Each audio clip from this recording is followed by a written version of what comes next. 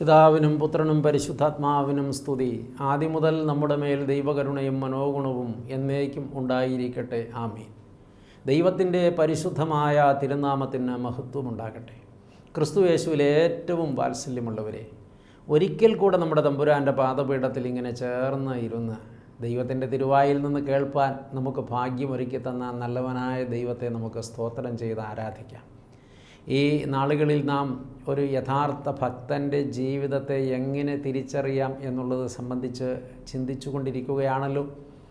നാം അത് പരിജ്ഞാനപ്പെട്ടുകൊണ്ടിരിക്കുകയാണല്ലോ. ദൈവത്തിൻ്റെ പരിശുദ്ധാത്മാവ് നമ്മെ അങ്ങനെ പഠിപ്പിച്ചുകൊണ്ടിരിക്കുകയാണല്ലോ. ഏറ്റവും ഒടുവിൽ കേട്ടത് പരിശുദ്ധാത്മാവിനാൽ നയിക്കപ്പെടുന്നവരായിരിക്കും യഥാർത്ഥ ഭക്തന്മാരെന്നാണ്. ഇന്ന് വീണ്ടും മറ്റൊരു ചിന്ത നിങ്ങളുമായി പങ്കിടുന്നത്, യഥാർത്ഥ ഭക്തൻ്റെ ജീവിതം കരുണയുള്ള ജീവിതമായിരിക്കും.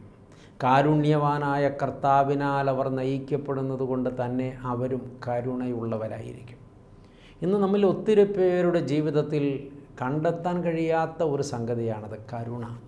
ഒട്ടും ദയയോ കരുണയോ ഇല്ലാതെ പെരുമാറുന്ന, അങ്ങനെ ചിന്തിക്കുന്ന, സ്വാർത്ഥതയോടെ പെരുമാറുന്ന ഒരുപാട് പേർ ഈ സമൂഹത്തിലുണ്ട്.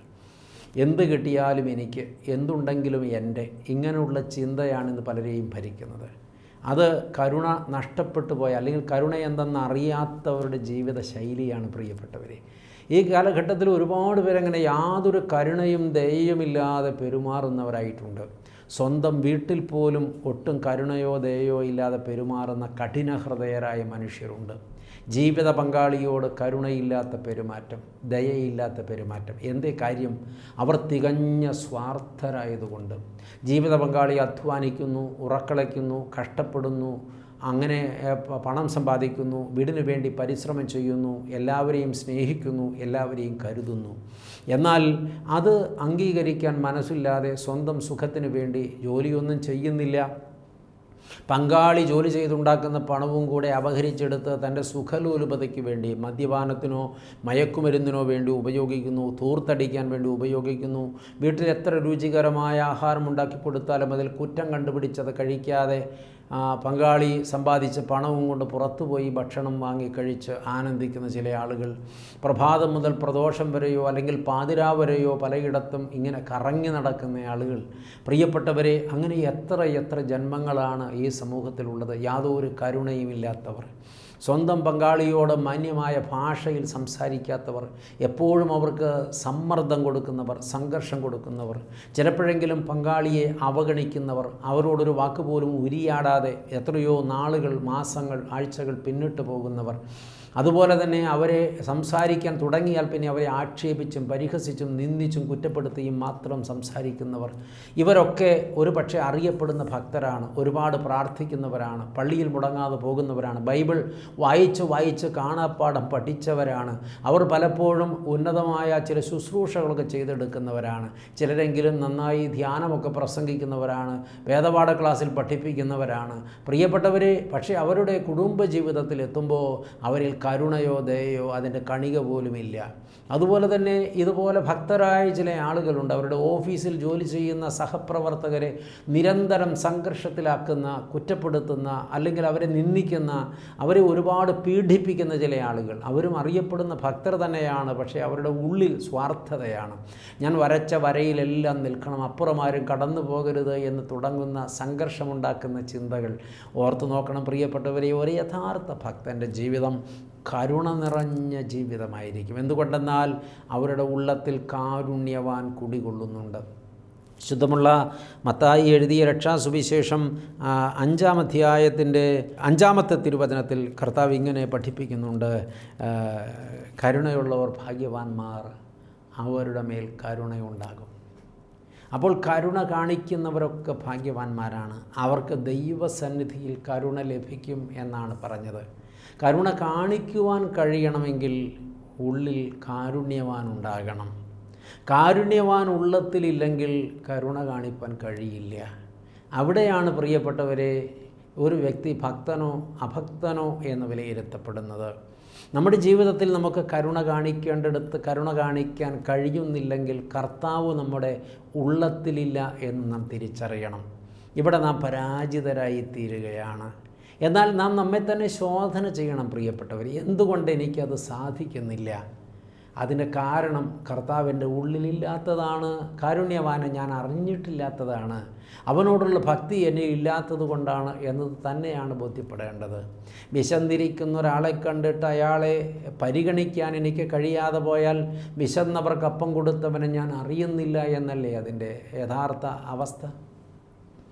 അല്ലെങ്കിൽ ജീവിതത്തിൽ ഇരുട്ടിൽ തപ്പിത്തടയുന്ന ഒരാളെ കണ്ടിട്ട് അവന് കാഴ്ച കൊടുക്കാൻ അല്ലെങ്കിൽ അവന് വെളിച്ചം പകർന്നു കൊടുക്കാൻ എനിക്ക് കഴിയുന്നില്ലെങ്കിൽ അനേകരുടെ ഇരുട്ട് മാറ്റി വെളിച്ചം പകർന്നു കൊടുത്തവനെ ഞാൻ അറിയുന്നില്ല എന്നല്ലേ അതിൻ്റെ അർത്ഥം? ഒരു നഗ്നനെ കണ്ടിട്ട് അവനെ ഉടുപ്പിക്കുവാൻ എനിക്ക് മനസ്സ് വന്നില്ലെങ്കിൽ അനേക നഗ്നരുടെ നഗ്നത മാറ്റുവാൻ സ്വയം നഗ്നനായി കുരിശിൽ തറയ്ക്കപ്പെട്ട് അനേകരുടെ നഗ്നത മാറ്റിത്തീർത്തവനെ ഞാൻ അറിയുന്നില്ല എന്നല്ലേ അതിൽ നിന്ന് ഞാൻ മനസ്സിലാക്കേണ്ടത്?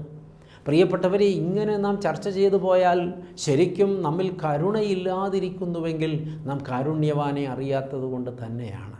ഭക്തി നമ്മിൽ ഇല്ലാത്തത് കൊണ്ടാണ്. ഇന്ന് പലരും പലരെയും ചൂഷണം ചെയ്തെടുക്കുകയാണ്. പ്രിയപ്പെട്ടവരെ, കുത്തിപ്പിഴിഞ്ഞ് ചൂഷണം ചെയ്തെടുക്കുകയാണ്. ഇന്ന് അർഹതപ്പെട്ടവർക്ക് കൊടുക്കാതെ അതിൽ നിന്ന് എന്താണ് കൈയിട്ട് വാരാൻ കഴിയുക എന്ന ചിന്തയാണ്, ചർച്ചയാണ്. അങ്ങനെ പരമാവധി കൊള്ളയടിക്കുകയാണ്. കരുണയുള്ളവർക്കത് ചെയ്യാനാകുമോ പ്രിയപ്പെട്ടവരെ? പാവപ്പെട്ടവൻ്റെ അന്നത്തിൽ കൈയിട്ട് വാരുന്നത് സ്വാഭാവികമായും കരുണയുള്ളവർക്ക് ചെയ്യാൻ പറ്റുന്നൊരു കാര്യമല്ലല്ലോ പ്രിയപ്പെട്ടവരെ.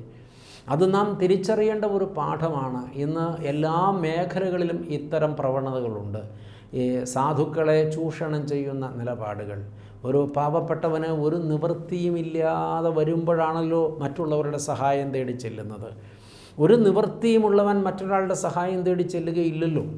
അപ്പോൾ നിവൃത്തിയില്ലാത്തവൻ സഹായം തേടി വരുമ്പോൾ അവനിൽ നിന്ന് എന്ത് ലാഭമുണ്ടാക്കാമെന്ന് ചിന്തിക്കുന്നവർ, എത്ര കൊള്ളപ്പലിശ വാങ്ങാമെന്ന് ചിന്തിക്കുന്നവർ, പലിശയ്ക്ക് പണം കൊടുക്കുമ്പോൾ എന്ത് ഈട് വാങ്ങാമെന്ന് ചിന്തിക്കുന്നവർ, എന്നിട്ട് പലിശ മുടങ്ങിയാൽ അതെങ്ങനെ സ്വന്തമാക്കാമെന്ന് ചിന്തിക്കുന്നവർ, ആ സാധുവിന് ഒരു സഹായമോ ഒരു കരുണയോ കാണിച്ച് ആ വ്യക്തിയെ സംരക്ഷിക്കേണ്ടതിന് പകരം ആ വ്യക്തിക്കുള്ള കിടപ്പാടം കൂടെ കൈവശപ്പെടുത്താൻ ശ്രമിക്കുന്നവർ, ആ വ്യക്തിയെ തെരുവിലേക്ക് ഇറക്കി വിടാൻ യാതൊരു ദാക്ഷിണ്യവുമില്ലാതെ പെരുമാറുന്നവർ, അവർ ഭക്തരാകുന്നത് എങ്ങനെയാണ് പ്രിയപ്പെട്ടവരെ? അവിടെയാണ് നാം തിരിച്ചറിയേണ്ടത്. ഈ അഭക്തന്മാർ ഭക്തരുടെ വേഷം കെട്ടി ചെന്നായ്ക്കൾ കുഞ്ഞാടുകളായി അഴിഞ്ഞാടുന്ന ഒരു കാലമാണിത്. ഇവിടെയാണ് നാം വിവേകമതികളാകേണ്ടത്. നാം യഥാർത്ഥ ഭക്തരെ വിലയിരുത്തേണ്ടതുണ്ട്. യഥാർത്ഥ ഭക്തൻ എവിടെയും കരുണയുള്ള കണ്ണോടുകൂടിയാണ് എല്ലാം കാണുന്നത്. സങ്കടപ്പെടുന്ന ഒരാളെ കണ്ടാൽ, നിവൃത്തിയില്ലാത്ത ഒരാളെ കണ്ടാൽ, പ്രയാസപ്പെടുന്ന ഒരാളെ കണ്ടാൽ ആ ആളിലേക്ക് അലിഞ്ഞിറങ്ങാനായിട്ട് അവർക്ക് മനസ്സുണ്ടാകും. തൻ്റെ കയ്യിലുള്ളത് എന്തും പങ്കിടാനുള്ള മനസ്സും അവർക്കുണ്ടാകും. അപ്പോഴാണ് സത്യത്തിൽ അവർ കരുണയുള്ളവരായി കർത്താവിൻ്റെ മുമ്പിൽ വെളിപ്പെടുന്നത്, കർത്താവിൻ്റെ സാക്ഷികളായിത്തീരുന്നത്. പ്രിയപ്പെട്ടവരെ, ആദിമസഭ ചില അബദ്ധങ്ങളിലൂടെ കടന്നു പോയതായിട്ട് നമുക്കറിയാം. പെട്ടെന്ന് കർത്താവ് മടങ്ങി വരുമെന്ന് വിചാരിച്ച് അവർ അധ്വാനിച്ച് കൂടുതൽ സമ്പാദിക്കാതെ ഉള്ളത് ഭക്ഷിച്ച് പാനം ചെയ്ത് പ്രാർത്ഥിച്ച് കാത്തിരുന്ന ഒരനുഭവമുണ്ടായി. അവരുടെ നിഷ്കളങ്കത കൊണ്ട് സംഭവിച്ചതാണ്, മനഃപൂർവ്വം ചെയ്തതൊന്നുമല്ല. എന്നാൽ ആ സഭ ദരിദ്രമായി തീർന്നപ്പോൾ അപ്പോസ്തലനായ പൗലോസ് യെരുശലേമിലെ സഭയ്ക്ക് വേണ്ടി ധർമ്മശേഖരം നടത്തുന്ന രംഗം അദ്ദേഹം പലപ്പോഴായി പരാമർശിച്ചിട്ടുണ്ട്. ഓർക്കുക, കൊരിന്ത്യർക്കുള്ള 2-ാം ലേഖനം 9-ാം അധ്യായത്തിൽ 12-13 തിരുവചനങ്ങൾ ഇങ്ങനെ രേഖപ്പെടുത്തുന്നത് നിങ്ങൾ ശ്രദ്ധിക്കുക. ഈ നടത്തുന്ന ധർമ്മശേഖരം വിശുദ്ധന്മാരുടെ ബുദ്ധിമുട്ട് തീർക്കുന്നതുമല്ലാതെ ദൈവത്തിന് അനവധി സ്തോത്രം വരുവാൻ കാരണവുമാകുന്നു. പ്രിയപ്പെട്ടവരെ, ഒരു ധർമ്മശേഖരത്തെക്കുറിച്ച് അപ്പോസ്തലൻ്റെ പ്രസംഗമാണ് ഈ കേൾക്കുന്നത്. അനേക വിശുദ്ധന്മാരുടെ മുട്ട് തീർക്കുന്നു. അതുമാത്രമല്ല, ദൈവത്തിന് അവർ വഴിയായി അനവധിയായ സ്തോത്രങ്ങൾ ഉയരുവാൻ കാരണമായി തീരുന്നു. സത്യത്തിൽ ഈ മുട്ടുള്ളവരെ സഹായിക്കുന്നവർ അവരെ സഹായിക്കുന്നത് അവർക്ക് ദൈവത്തോടുള്ള ഭക്തി നിമിത്തം ആണെങ്കിൽ നിശ്ചയമായും സഹായിക്കപ്പെടുന്നയാൾ ദൈവത്തിന് സ്തോത്രം പറയും. ഒരു ആളെ സഹായിക്കുമ്പോൾ തിരിച്ചറിയേണ്ട കാര്യം, അവർ എന്നെ സ്തുതിക്കണം, എന്നെ മഹത്വപ്പെടുത്തണം, എന്നെക്കുറിച്ച് 10 പേരോട് പറയണം, എന്നെ ലോകം അറിയാൻ ഇത് കാരണമാകണമെന്ന് ചിന്തിക്കുന്നവർ ദൈവത്തിന് മഹത്വം കൊടുക്കുന്നവരല്ല. യഥാർത്ഥത്തിൽ ദൈവത്തിന് മഹത്വം കൊടുക്കുന്നവർ ഇരു കൈ അറിയാതെ, ഇരു ചെവി അറിയാതെ ആ സഹായം അർഹതപ്പെട്ടയാൾക്ക് കൊടുത്തിട്ട് അയാളോടൊരു കാര്യം ഉറപ്പിച്ച് പറയണം, നിങ്ങൾ നിരന്തരമായി ദൈവത്തെ സ്തുതിക്കണം. എന്തുകൊണ്ടെന്നാൽ നിങ്ങൾക്കിത് തരുവാൻ എന്നെ ഏൽപ്പിച്ചത് സ്നേഹസ്വരൂപനായ കർത്താവാണ്. ആ ദൈവത്തിന് നിങ്ങൾ നിരന്തരം മഹത്വം കൊടുക്കണം. നിങ്ങളോട് ആരാണ് നിങ്ങളെ സഹായിച്ചത് എന്ന് ചോദിച്ചാൽ അത് ദൈവമായ കർത്താവാണ് എന്ന് ഉറപ്പിച്ച് പറയാൻ നിങ്ങൾ ധൈര്യപ്പെടണമെന്ന് അവരോട് പറയണം. അങ്ങനെ പറഞ്ഞ് ബോധ്യപ്പെടുത്തിയിട്ട് ഒരാളോട് കരുണ കാണിക്കുമ്പോഴാണ് അത് ദൈവനാമത്തിൻ്റെ മഹത്വത്തിനായി തീരുന്നത്. അവിടെ നാം പരാജയപ്പെട്ടു പോകുന്നുണ്ട്. നമ്മൾ 5 പൈസ ഒരാൾക്ക് കൊടുത്താൽ അത് നമ്മുടെ പേരിൽ കണക്കെഴുതപ്പെടണമെന്നും പിന്നെ അത് എല്ലായിടത്തും പ്രസംഗിക്കപ്പെടണമെന്നും അത് അനേകം ആളുകളുടെ ഇടയിൽ ചർച്ചയാകണമെന്നും ഇപ്പോഴത്തെ ഭാഷയിൽ പറഞ്ഞാൽ അത് വൈറലാകണമെന്നും അങ്ങനെ നമുക്ക് താരമാകണമെന്നും ഒരു ചിന്ത നമ്മുടെ ഉള്ളത്തിലുണ്ടെങ്കിൽ നാം ആ ചെയ്ത സഹായമല്ല, അത് കരുണയുള്ളത് കൊണ്ട് ചെയ്തതുമല്ല, അതിൽ ദൈവനാമം മഹത്വപ്പെടുന്നുമില്ല, സ്വന്തനാമ മഹത്വത്തിനത്രേ അത് ചെയ്തിരിക്കുന്നത് എന്ന് തിരിച്ചറിയുക. കുഞ്ഞു സഹായങ്ങൾ ആർക്കെങ്കിലുമൊക്കെ കൊടുത്തിട്ട് വലിയ പരസ്യങ്ങൾ അതിൻ്റെ പേരിൽ ചെയ്യുന്നവരൊക്കെ അഭക്തരാണ് പ്രിയപ്പെട്ടവർ. ഒരു ഭക്തൻ ഒരിക്കലും അങ്ങനെ ചെയ്യാനാകില്ല എന്ന് തിരിച്ചറിയുക. ഇത് നാം അറിഞ്ഞിരിക്കേണ്ട ഒരു പാഠമാണ്. ഇനി 13-ാമത്തെ വാക്യത്തിൽ അപ്പോസ്തലൻ പറയുന്നത് ഇങ്ങനെയാണ്: ഈ സഹായത്താൽ തെളിയുന്ന സിദ്ധത ഹേതുവായി ക്രിസ്തുവിൻ്റെ സുവിശേഷം നിങ്ങൾ സ്വീകരിച്ച അനുസരണ നിമിത്തവും എല്ലാവരോടും നിങ്ങൾ കാണിക്കുന്ന കൂട്ടായ്മയുടെ ഔദാര്യം നിമിത്തവും അവർ ദൈവത്തെ മഹത്വപ്പെടുത്തുമെന്നാണ്. അത് വ്യക്തമാക്കി അപ്പോസ്തലൻ ആ വാക്യത്തിൽ പറയുകയാണ്. ഈ സഹായത്താൽ തെളിയുന്ന സിദ്ധത ഹേതുവായി ക്രിസ്തുവിൻ്റെ സുവിശേഷം നിങ്ങൾ സ്വീകരിച്ച അനുസരണ നിമിത്തവും എല്ലാവരോടും നിങ്ങൾ കാണിക്കുന്ന കൂട്ടായ്മയുടെ ഔദാര്യ നിമിത്തവും അവർ ദൈവത്തെ മഹത്വപ്പെടുത്തുമെന്നാണ്. ചുരുക്കി പറഞ്ഞാൽ ഒരു ഭക്തൻ വേറൊരു ഭക്തനെ സഹായിക്കുന്നുവെങ്കിൽ അത് ദൈവം മഹത്വപ്പെടുവാൻ വേണ്ടി മാത്രമാകണം. അല്ല, ഒരു ഭക്തൻ വേറൊരു ഭക്തനെ സഹായിക്കുന്നുവെങ്കിൽ അത് ദൈവം മഹത്വപ്പെടുവാൻ കാരണമായി തീരും. ഇന്ന് ദൈവമല്ല മഹത്വപ്പെടുന്നത്, മറിച്ച് ഈ ഔദാര്യം ചെയ്ത വ്യക്തിയാണെങ്കിൽ ആ ആൾ ഭക്തനല്ല എന്ന് തന്നെയാണ് ബോധ്യപ്പെടേണ്ടത്. പ്രിയപ്പെട്ടവരെ, ഇവിടെയാണ് നാം ഭക്തരെ അളന്നെടുക്കേണ്ടത്.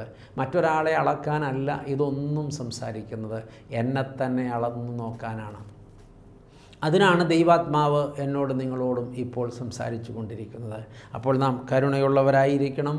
ആ കരുണ നമ്മുടെ ഭക്തിയുടെ അളവുകോലാണ് എന്ന് നാം തിരിച്ചറിയണം. യഥാർത്ഥത്തിൽ അത് മുഖാന്തരം ദൈവനാമം മഹത്വപ്പെടുവാനിടയാകണം. നമ്മൾ എന്തു ചെയ്യുമ്പോഴും അതിൻ്റെ പിന്നിലുള്ള ആത്യന്തിക ലക്ഷ്യം ദൈവനാമം മഹത്വപ്പെടുക എന്നുള്ളതാണെങ്കിൽ സത്യമായിട്ട് നാം ഭക്തരാണ് പ്രിയപ്പെട്ടവരെ. മറിച്ച് മറ്റെന്തെങ്കിലുമാണെങ്കിൽ അവിടെ ദൈവനാമം മഹത്വപ്പെടുന്നില്ല, നാം അഭക്തരായിത്തീരുന്നു എന്ന് നാം തിരിച്ചറിയണം. പ്രിയപ്പെട്ടവരെ, പുറകോട്ട് നാം എത്തി നോക്കുമ്പോൾ യെശയ്യാ പ്രവചനത്തിൽ നാം ഒരു കാര്യം വായിച്ചെടുക്കുന്നുണ്ട്.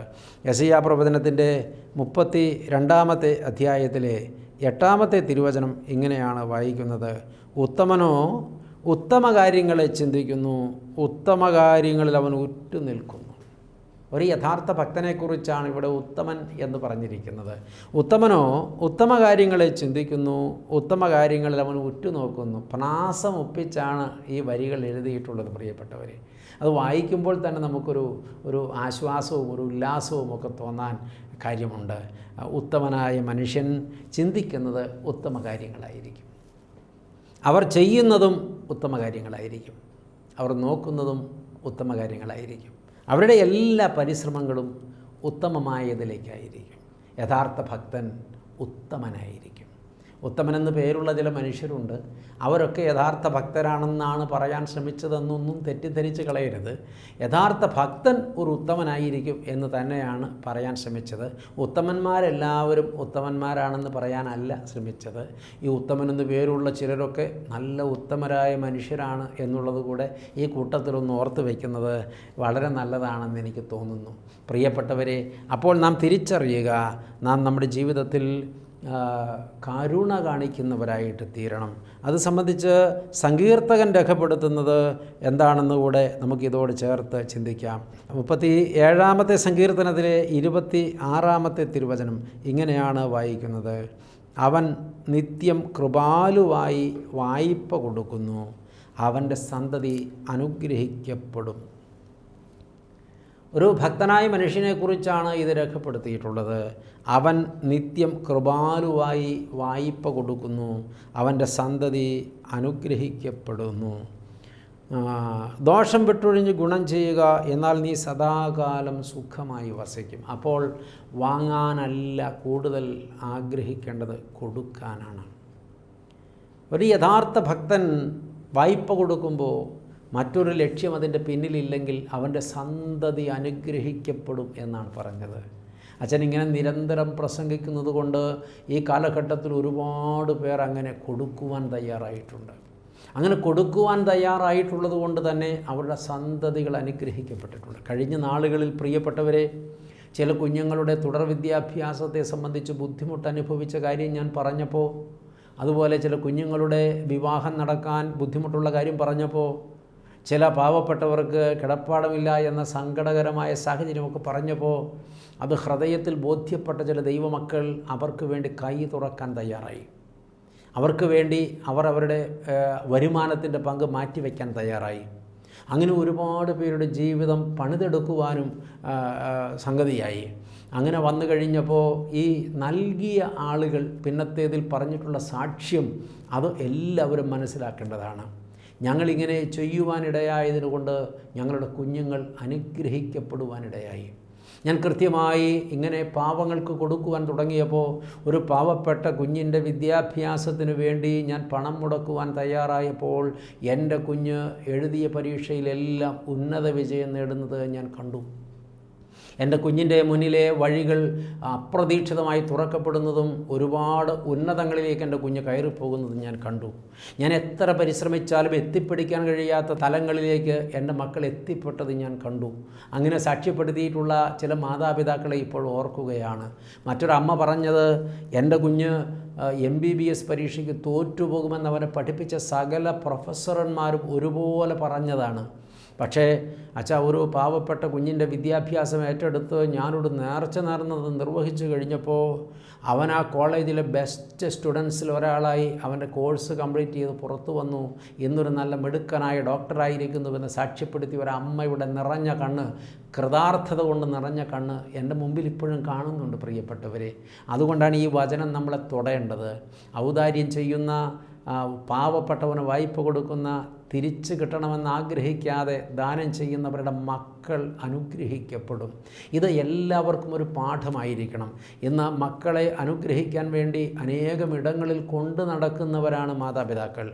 ആ പുരോഹിതനൊന്ന് അനുഗ്രഹിച്ചാൽ എൻ്റെ കുഞ്ഞ് അനുഗ്രഹിക്കപ്പെടും, ഈ ധ്യാനഗുരു ഒന്ന് തൊട്ടാൽ എൻ്റെ കുഞ്ഞ് അനുഗ്രഹിക്കപ്പെടും, ഇന്ന പുണ്യസ്ഥലത്ത് ചെന്നാൽ എൻ്റെ കുഞ്ഞ് അനുഗ്രഹിക്കപ്പെടും എന്നൊക്കെ ചിന്തിച്ച് മക്കളെയും കൊണ്ട് അനുഗ്രഹം വാങ്ങാൻ ഇങ്ങനെ നടക്കുന്ന ഒരുപാട് മനുഷ്യരുണ്ട്.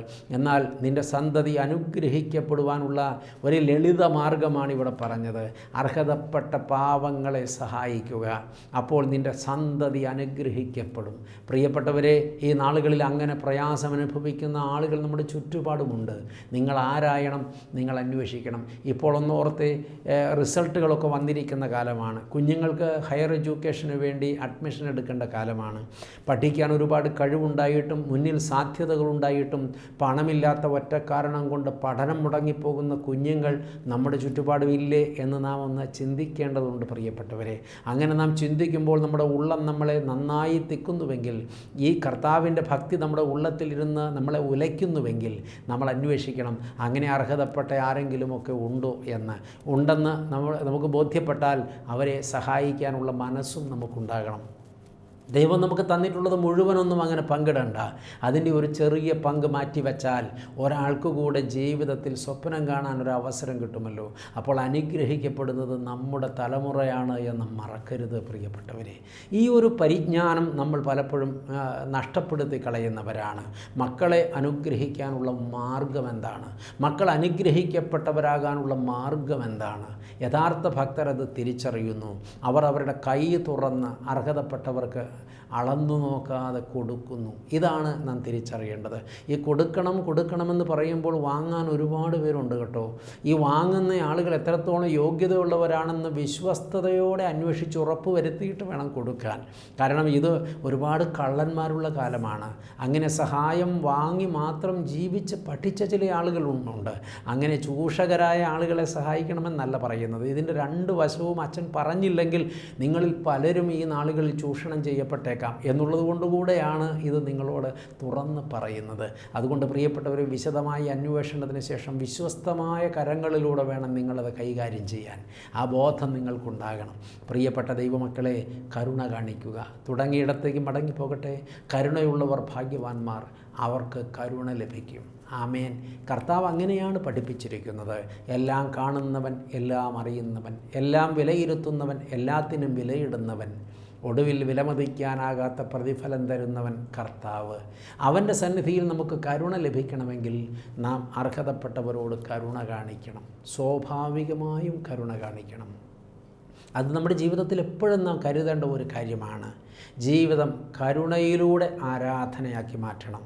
ഇന്ന് പലപ്പോഴും നമ്മൾ ജീവിതത്തെ ആരാധനയിൽ പൂർണ്ണത കണ്ടെത്താനായിട്ട് പല കാര്യങ്ങളും ചെയ്യുന്നുണ്ട്. എന്നാൽ അർഹതപ്പെട്ടവരോട് കരുണ കാണിക്കാത്തവരുടെ ആരാധന എങ്ങനെയാണ് ആരാധനയായി മാറുന്നത്? എങ്ങനെയാണത് ആരാധനയായി മാറുന്നത്? പ്രിയപ്പെട്ടവരെ, വീട്ടിലൊരു കിടപ്പ് രോഗിയുണ്ടെങ്കിൽ ആ രോഗിയോട് കരുണ കാണിക്കാതെ, ആ രോഗിയെ കിടപ്പിൽ ശുശ്രൂഷിക്കാതെ, ആ രോഗിയുടെ അരികിൽ സമയം ചെലവഴിക്കാതെ, ആ രോഗിയെ നോക്കി ചിരിക്കുകയോ ആ രോഗിയോട് സന്തോഷം പറയുകയോ വിശുദ്ധ വചനം വായിച്ച് കേൾപ്പിക്കുകയോ അവരുടെ അരികിലിരുന്ന് പാട്ടുപാടുകയോ അവർക്ക് വേണ്ടി പ്രാർത്ഥിക്കുകയോ ചെയ്യാൻ മനസ്സ് വയ്ക്കാതെ അവരെ വീട്ടിൽ വാതിലടച്ച് പൂട്ടി ഒറ്റയ്ക്കിട്ടിട്ട് പ്രാർത്ഥിക്കാൻ പള്ളിയിൽ പോകുന്ന ഒരാൾ എങ്ങനെയാണ് പ്രിയപ്പെട്ടവരെ ഭക്തനാകുന്നത്, ഭക്തയാകുന്നത്? ഈ ആളെ മുറിക്കുള്ളിലിട്ട് അടച്ചു പൂട്ടി 2-3 ദിവസത്തേക്കുള്ള ആഹാരം അവിടെ എടുത്തു വെച്ച് അത് തണുത്ത് ഉറഞ്ഞ് പൂത്ത് അതിൽ അണുപ്രസരണമുണ്ടായി അത് അവിടെ ഇരുന്ന് എഴുന്നേറ്റ് പോകാൻ കഴിയാതെ അവിടെ ഇരുന്ന് തന്നെ വിശക്കുമ്പോൾ അല്പം കഴിക്കുകയും കുടിക്കുകയും ഒക്കെ ചെയ്ത് മലമൂത്ര വിസർജനം ചെയ്യാൻ എഴുന്നേറ്റ് പോകാൻ ശാരീരിക ശേഷിയില്ലാത്തതുകൊണ്ട് കിടന്നിടത്തതൊക്കെ സാധിച്ച് അഴുക്ക് പുരണ്ട് അവരോട് കിടക്കുമ്പോൾ അവരെ ഇങ്ങനെ ആക്കി വെച്ചിട്ട് ധ്യാനത്തിനും പ്രാർത്ഥനയ്ക്കും പോയ ആളുകൾ എങ്ങനെയാണ് പ്രിയപ്പെട്ടവരെ ഭക്തരാകുന്നത്? ഇതൊക്കെ പൊള്ളുന്ന ചില സത്യങ്ങളാണ് പ്രിയപ്പെട്ടവരെ. ഈ നാളുകളിൽ ചിലരെങ്കിലും കഠിന ഹൃദയരാണ്, തികഞ്ഞ സ്വാർത്ഥരാണ്. അവർ ഭക്തി ഇങ്ങനെ അഭിനയിച്ചു കൂട്ടുകയാണ്. യഥാർത്ഥ ഭക്തർ കരുണയുള്ളവരായിരിക്കും. അർഹതപ്പെട്ടവരോട് അവർ എല്ലാ അർത്ഥതലങ്ങളിലും കരുണ കാണിക്കും. ആകയാൽ പ്രിയപ്പെട്ടവരെ, ഈ നാളുകളിൽ നിങ്ങൾ മനഃപൂർവ്വം ചിന്തിച്ചു കൊള്ളുക. കരുണ കാണിക്കുന്നവരായി നമ്മുടെ ഭക്തി വെളിപ്പെടുത്തണം. നമ്മുടെ ഭക്തി ബോധ്യപ്പെടുത്തേണ്ടത് ലോകത്തെ ഒന്നുമല്ല. യഥാർത്ഥ ഭക്തരാണെന്ന് നാം വെളിപ്പെടുത്തേണ്ടത് ദൈവത്തിൻ്റെ മുമ്പിലാണ്. ദൈവത്തെ നാം ഭക്തരാണെന്ന് ബോധ്യപ്പെടുത്താൻ നമുക്കായാൽ നിശ്ചയമായിട്ടും നാം കർത്താവിൻ്റെ സന്നിധിയിൽ വിലമതിക്കപ്പെട്ടവരായി തീരും. ആയതിന് ദൈവം നമ്മെ എല്ലാവരെയും സഹായിക്കട്ടെ. ദൈവം അനുഗ്രഹിക്കട്ടെ. നമുക്ക് ചില നിമിഷങ്ങൾ കൂടെ പ്രാർത്ഥിക്കാം. സ്നേഹവാനായ ദൈവമേ, സ്വർഗീയ പിതാവേ, അനുഗ്രഹീതമായ ഈ നല്ല സമയത്തിനായി നന്ദി പറയുന്നു, സ്തുതിക്കുന്നു. ആരാണ് യഥാർത്ഥ ഭക്തൻ, എന്താണ് ഭക്തൻ്റെ സ്വഭാവമെന്ന് ഞങ്ങളെ വീണ്ടും കേൾപ്പിച്ചല്ലോ കർത്താവേ. അവിടുന്ന് പറഞ്ഞു, കരുണയുള്ളവരാണ് യഥാർത്ഥ ഭക്തന്മാർ. അവർ എപ്പോഴും കരുണയോടെ ചിന്തിക്കുന്നവരും കരുണയോടെ നോക്കിക്കാണുന്നവരും കരുണയോടെ പ്രവർത്തിക്കുന്നവരുമായിരിക്കും. കരുണ കാണിക്കുന്നവരൊക്കെ ഭക്തരാണ്. എൻ്റെ കർത്താവേ, ഞങ്ങൾ പലപ്പോഴും സ്വാർത്ഥരായി പോയിട്ടുള്ളവരാണ്. മറ്റുള്ളവരിൽ നിന്ന് എന്ത് നേടാം എന്ന് മാത്രം ചിന്തിച്ചിട്ടുള്ളവരാണ്. പാവങ്ങൾക്ക് കൊടുക്കുന്നതിനെ സംബന്ധിച്ച് ഞങ്ങൾ ചിന്തിക്കാറേയില്ല. ഞങ്ങൾക്ക് ചിലർക്കെങ്കിലും അങ്ങനെ ചില കുഴപ്പങ്ങളുണ്ട് പ്രിയപ്പെട്ട ദൈവമേ. എന്നാൽ ഇന്ന് ഞങ്ങളെ കേൾപ്പിച്ച ഈ സന്ദേശം ഞങ്ങളുടെ ജീവിതത്തെ നന്നായിട്ട് തൊടുമാറാകണമേ. ഞങ്ങളുടെ ജീവിതത്തിലെ കാഴ്ചപ്പാടൊന്ന് മാറ്റണമേ. എല്ലാം എനിക്കുള്ളത് എന്ന ചിന്ത വിട്ടിട്ട് എനിക്കുള്ളതിൽ ഒരു ഓഹരി അർഹതപ്പെട്ടവർക്ക് ഞാൻ പങ്കിടുമ്പോൾ എൻ്റെ സന്തതി അനുഗ്രഹിക്കപ്പെടുമെന്ന്, എൻ്റെ മക്കൾ അവരുടെ തലമുറ അനുഗ്രഹിക്കപ്പെടുമെന്ന് ഇന്ന് കേട്ട സന്ദേശത്തോട് ചേർന്ന് ബോധ്യപ്പെടുവാൻ, ആകയാൽ ഈ നാളുകളിൽ അർഹതപ്പെട്ടവരെ കണ്ടെത്തി അവരിലേക്കത് പങ്കിടുവാൻ കൃപയാൽ ഞങ്ങളെ സഹായിക്കണമെന്ന് ഞങ്ങൾ അങ്ങയോട് പ്രാർത്ഥിക്കുന്നു. അവിടുത്തെ പരിപാലനം ഞങ്ങളെല്ലാവരോടും കൂടെ ഇരിക്കണമേ. പ്രാർത്ഥന കേട്ടതുകൊണ്ട് സ്തോത്രം. ഞങ്ങൾ നിനക്കും ഏകജാതനും പരിശുദ്ധാത്മാവിനും സ്തുതിയും സ്തോത്രവും സമർപ്പിക്കുന്നു, ഇപ്പോഴും എപ്പോഴും എന്നേക്കും തന്നെ. ആമേൻ.